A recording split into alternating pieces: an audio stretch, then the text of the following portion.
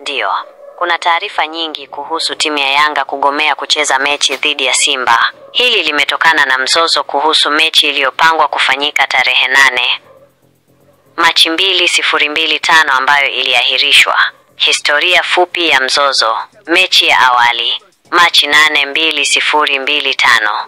Mechi kati ya Yanga na Simba ilipangwa kufanyika Benjamin Mkapa Stadium. Hata hivyo, iliahirishwa na Bodi ya Ligi Kuu Tanzania (TPLB) na Shirikisho la Mpira wa Miguu Tanzania (TFF) kutokana na wasiwasi mkubwa wa usalama na uadilifu. Simba kudai kunyimwa nafasi ya kufanya mazoezi. Simba SC kama timu mgeni walidai walinyimwa haki yao ya kufanya mazoezi kwenye uwanja wa mechi siku moja kabla ya mchezo, kama inavyoelekezwa na kanuni za ligi. Walidai walifika uwanjani lakini walizuiwa kuingia. Yanga wajibu mstari walisisitiza kuwa mechi inapaswa kuendelea kama ilivyopangwa na walidai Simba walikimbia mechi. Walisema Simba hawakufuata taratibu sahihi za kuomba kutumia uwanja kwa ajili ya mazoezi. Kuahirishwa kwa mechi na uamuzi wa Yanga mstari wa daya hapo, TPLB ilitangaza tarehe mpya ya mechi hiyo kuwa Juni 15, 2025. Hata hivyo, Yanga wamekuwa wakishikilia msimamo wao kwamba hawatacheza mechi hiyo.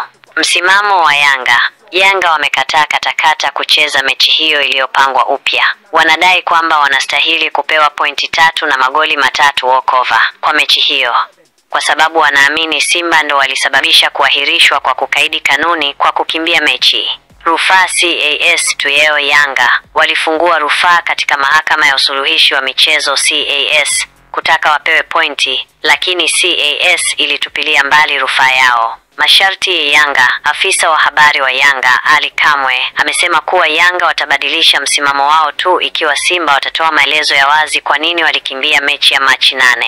Kwa kifupi, Yanga wanakataa kucheza mechi ya marudiano dhidi ya Simba kwa sababu wanaamini wanastahili kupewa ushindi kutokana na matukio yaliyopelekea kuahirishwa kwa mechi ya awali. Simba kwa upande wao wamethibitisha wako tayari kucheza mechi hiyo iliyopangwa upya.